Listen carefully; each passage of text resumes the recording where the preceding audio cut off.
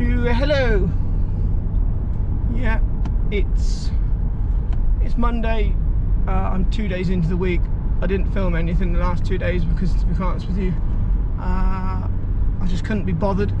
And also, I didn't download the footage from last week onto my MacBook, and I didn't want to just continue filming on this card in the GoPro with last week's stuff on it, otherwise the file becomes massive and it can't download onto my computer. But anyway, that's all by the by. Not much has been happening in the last 2 days anyway, apart from it's been bitterly cold. Yeah, the old brass monkeys have been flying around you, and the milk has dropped by about 5,000 litres, which isn't the best situation to be in.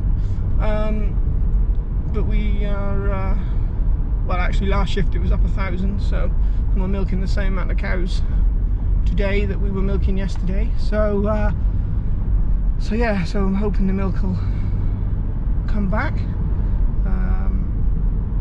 Yeah, what's the temperature now? See, it's only 16 degrees outside now, you know, and 16 degrees here is probably the same as 4 degrees somewhere else, you know, at home.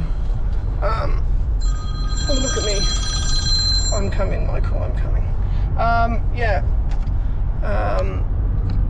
So I'm on the way up to Corrals at the minute, as you can see.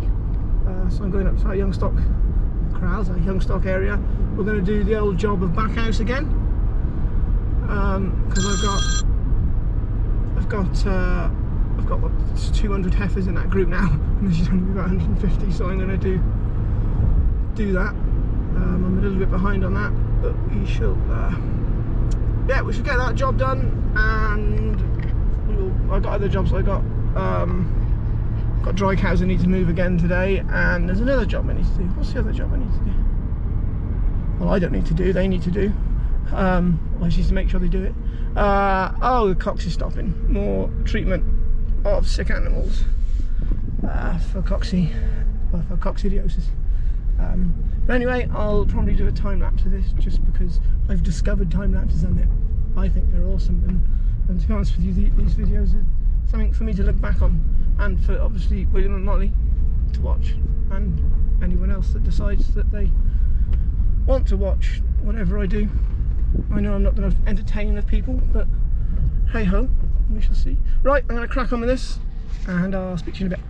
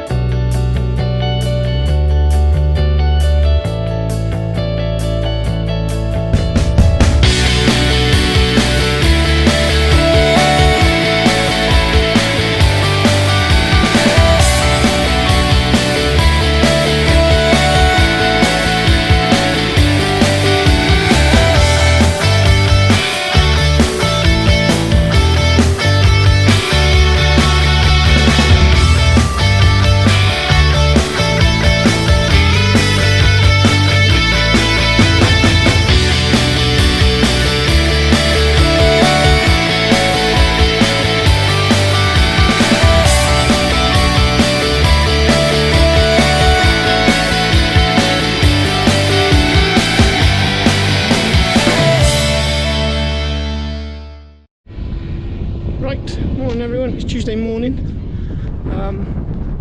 I've just been for a walk around. I've just checked some stock in that house there. And just while I was walking back across, I just thought I'd stand by here, and because this is kind of the one place where you can see the layout of the main herd is from by here. So basically, you've got location 3 here, location 2 there, and then all the way down the bottom there you've got location 1. So right, the far, well, that little shed you can see just right there is location 1. And then if you come around to the left, you can see some big stores off into the distance by there. That's the feeding department. That's all our commodity stores, all our feed is made for everything on the farm. So everything from milking cows to young stock to dry cows. Yeah, everything is made there. I will go into that in a bit of detail at some point. It's just some local hay that we got stacked outside there. We'll stop stacking hay outside now because we've got 32 hay sheds here now that are well, they're whole 5,000 tonne each, so we've got 160,000 tonnes worth of storage on the farm at the minute. So yeah, so we will stop eventually stacking hay outside. There's no need for it, it's untidy. You run the risk of fire with it outside anyway, whereas in the hay sheds they're all sprinklers and fire alarms, and like if the system goes off, if the sprinklers go off, it sends me a text, and then I just got to go hunting round to which hay shed the sprinklers are off. And sometimes they go off and they ruin all the hay or whatever, but that's only happened once. That was an insurance job anyway, which wasn't too bad. So yeah, so you've got all 3 locations there.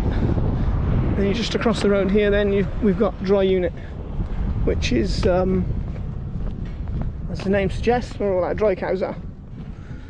What we got in dry unit at the minute? We've got about 3,200 in dry unit at the minute, I think. We're roughly about that. You know, people ask me how many cows you got here. I know I've got 25,000 cows. I've got 42,000 head in total. It's just that in 12 hours that number could change by 20, 30, 40 cows. So I can never give an exact number. You know, it's not me not knowing what's going on, it's the fact that things move so fast here. So yeah, so we got 3,000 in there, and basically roughly around 21,000 milking today. At the minute milk's dropped off, still dropping off. This wind isn't helping, this cold isn't helping. But anyway, you know, cows are looking happy. It's just that they're not really used to this kind of weather. You know, it's generally in between 20 to 30 degrees. They're rocking on. Yeah, they're rocking on like it in that kind of temperature, which is why in the summer we have the coolers on, and we try to keep the temperature at 20 degrees in the houses. So yeah, there's a bit higher now. That's a bit better of a picture. So yeah, location 3 there, location 2 there, and then down there, can't see because the screen's gone. Down there is location 1. Yeah, and then each location has 2 parlours. And I think I've said before, they're set out in like a, depends which way round they are. They're set out in either a H formation, a sideways H formation, or a sideways I formation, whichever one you want. And before you laugh, yeah, see, that's called arguments in the canteen. So, but anyway, yeah, so I'm just coming back across here now. I've walked all the dry cows already this morning. I walk all the dry cows every day, and I walk all the really, really young heifers that we have here. So I walk the new line in calf house every day up until about 10 days, and I walk all the former foals in corrals every day, and the breeding corrals I walk every day as well. So yeah, I do a fair amount of walking in a day, and you know, my job isn't, although I try to get involved, my job isn't to get involved, my job is to manage the jobs that need doing. So yeah, so it's, you know, it's why I do a lot of walking, a lot of checking, and you know, you do a lot of thinking in that time as well, like, you know. So, you know, we've got so much going on here that sometimes you just need to get away and get your head together and figure out where you're going to go next, because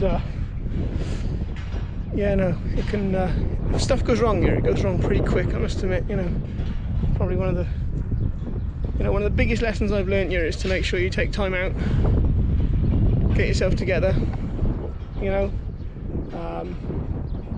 especially when you're managing lots of people. You know, that is the one thing you've got to do. So yeah, but anyway, I'm kind of rambling on now. But yeah, so I'm back on dry unit now. I'm going to go and have trying to go and catch up with my calving team, because we have a group of guys calving cows 24/7. So there's always somebody in with the calving cows, in with the calving cows. Yeah. So, but at the minute it's been quiet this morning. We haven't really we've had a bit of an easy month in calving. You know, we're only we only had a batch of 300 heifers to calve, and we've only calved about 1,300 cows.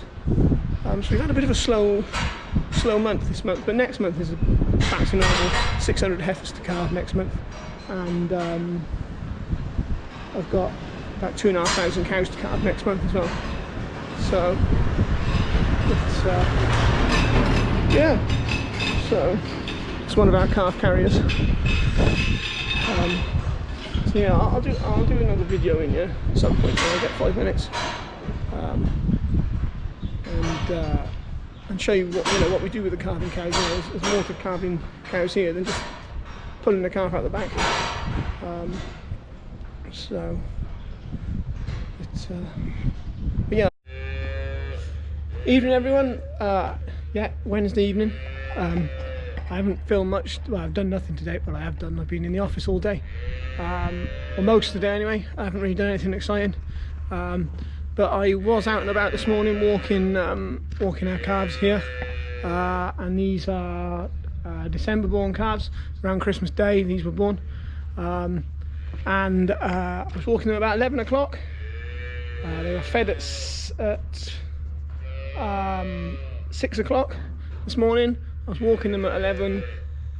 They were doing, as you can probably hear in the background now, they were bawling like hell. They've been fed, what time are they fed? It's 6 o'clock now, so they're 3 hours gone past feeding now, and they're bawling again. So I've come down here just to see what they're doing now, and I think I need to change something in the feeding, in the milk that we're giving them, because with these cold days coming in at the minute, you know, it's not like now. It's 5 degrees now here, and we're only at 20 past 5. Yeah, it is. It's 20 past 5. So it's kind of bringing to my attention that maybe there's a slight issue with the milk, especially in these colder times. Yeah, I picked up on it this morning. Whether it happened a couple of days ago or they started to change a couple of days ago, I don't know. But anyway, I noticed this morning that after being fed at 6 o'clock, 11 o'clock, they were all bawling and they were all getting up wanting feed, just like all these calves are now. Normally them calves at this time of night, they'd be sat down, tucked up and ready for bed, like, but they're all up, all of them. Even look across there. Even if you go up to the bull calves in line 7, which is right the way, that way, a long way, they're all stood up. So I got two things I can do. I can either up the whole quantity of milk, which I'm not keen on doing at all. 2 reasons. First reason is stupid. The buckets only hold 4 litres, and our biggest calves would be on, well, they'd be on 4 litres of feed. So I can't do that because the biggest calves would starve to death still. And secondly, it'll just go straight through them. It'll just go straight through them, and the nutritional value of the milk will drop as well, because I'll just basically be watering it down. And there is a bit more of a scientific explanation behind it, but it's just basically I'll water it down. So I think what I'm going to do, and I'm just waiting to hear back now from the vets who I've had a discussion with. Again, something they've never done yet before, because apparently because you haven't done it before, you don't need to do it. So it took a bit of convincing. Anyhow, we are going to up the concentrate of the powder. So at the minute we're working on 16% powder to water ratio. But I'm looking to move it.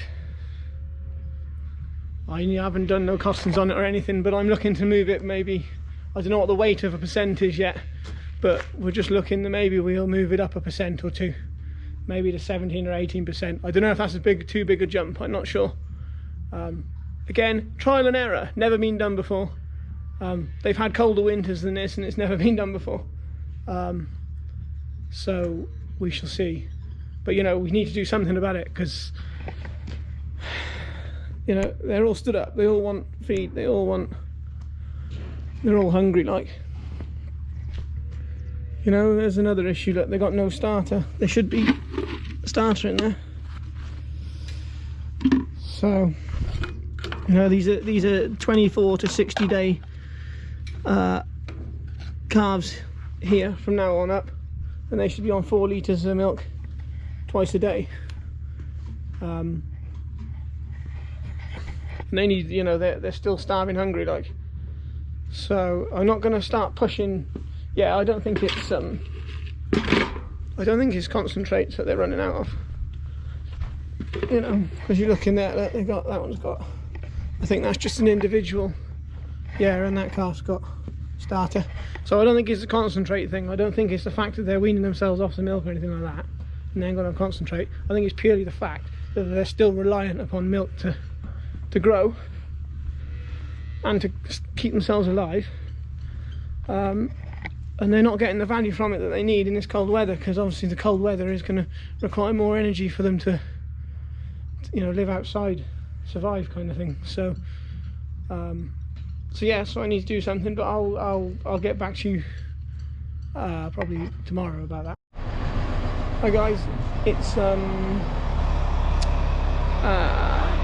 what day is it today? Thursday morning, Thursday evening, afternoon, even. I'm just here in Harding House now. Yeah, and I'm just checking up on these guys who are feeding our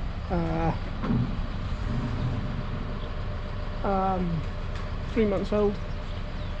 Well, a bit older than that. Oh yeah, they are about 3 months old. And they come into here once they've been weaned, and this is where we transition them from their starter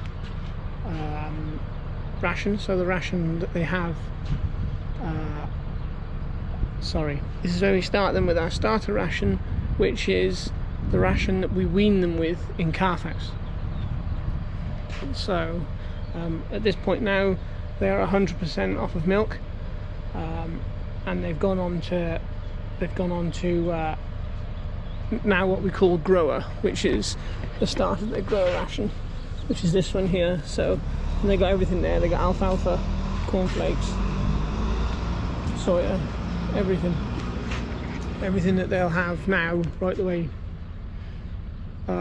throughout their growing period, like.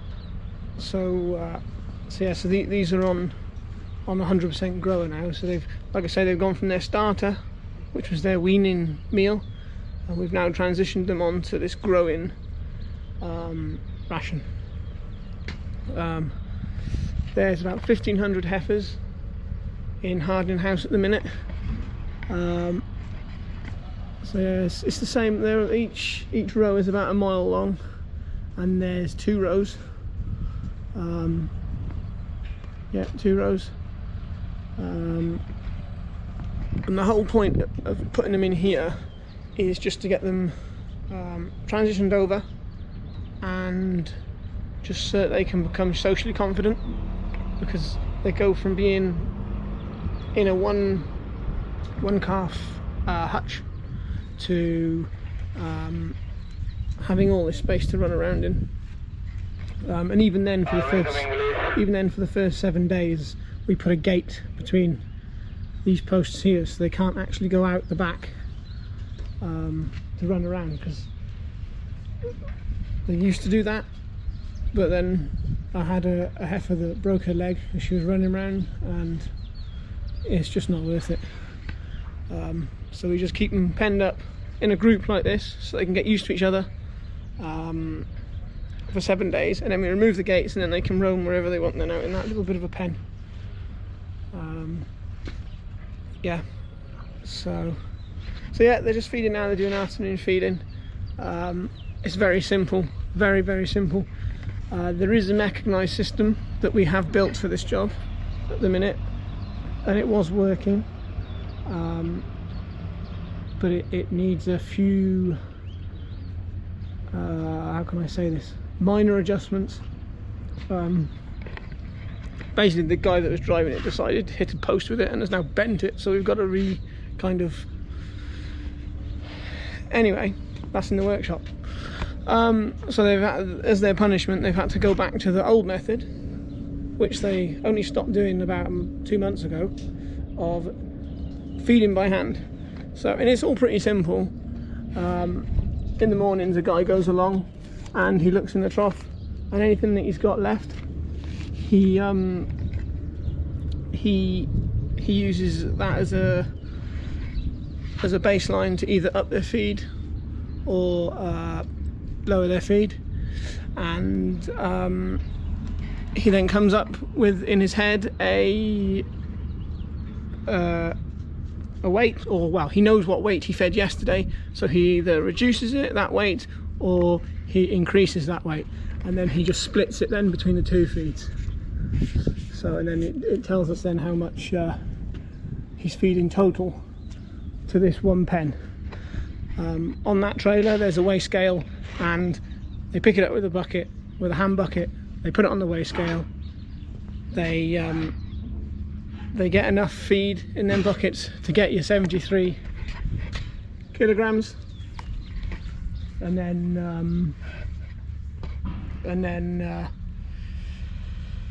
they put it in with a stock then.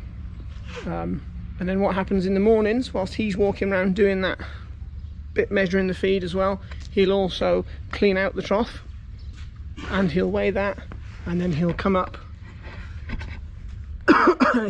with this figure here, which is the intake figure. So I know that these animals are doing they're eating 7.1 kilos of total feed. We're not working in dry matter here because I can't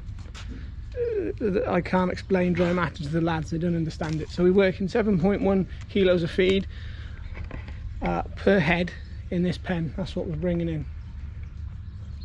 Also it shows you there the push out that was in this trough as well. So there's a kilo this morning.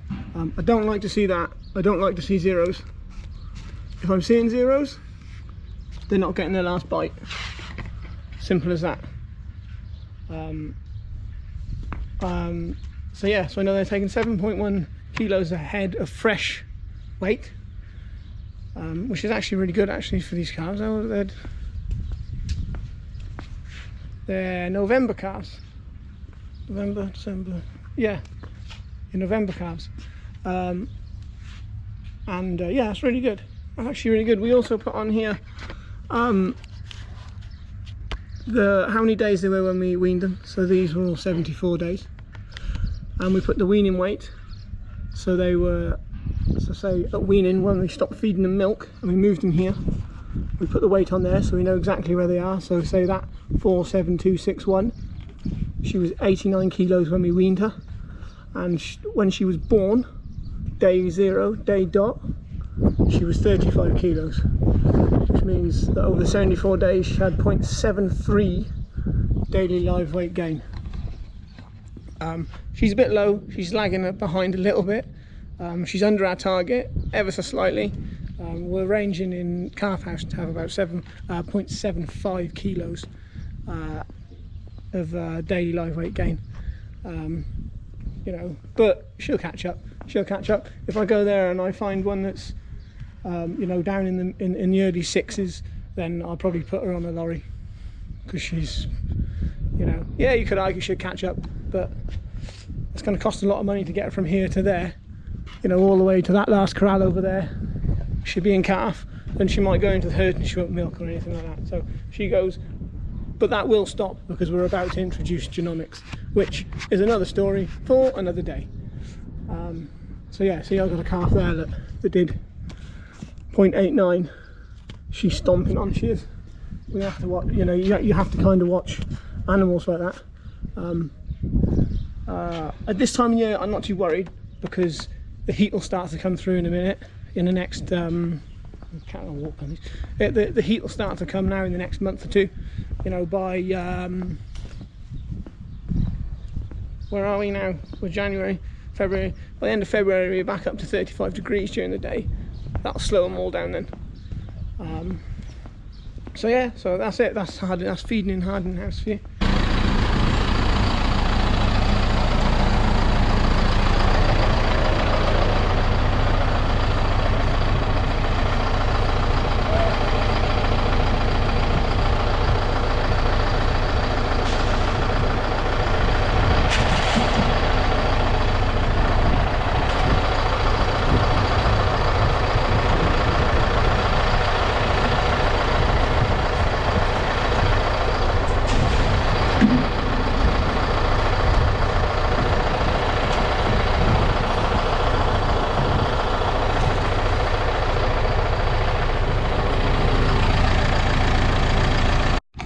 Right, I just wanted to show you the gates quickly because I explained it all over there, but just so you understand, these are the gates that we put in here for the first 7 days. Just these ones. They're just gates. They're lent against the RSJs there, and it just stops them from having too much room to run around and cause themselves issues. Yeah, and then after 7 days they're taken out, and they're generally fine. Like, they just mill around. There's one out over there. I'll have to go and get her in a minute. But yeah, I'll have to open the gate and get her in. So anyway, see you in a bit.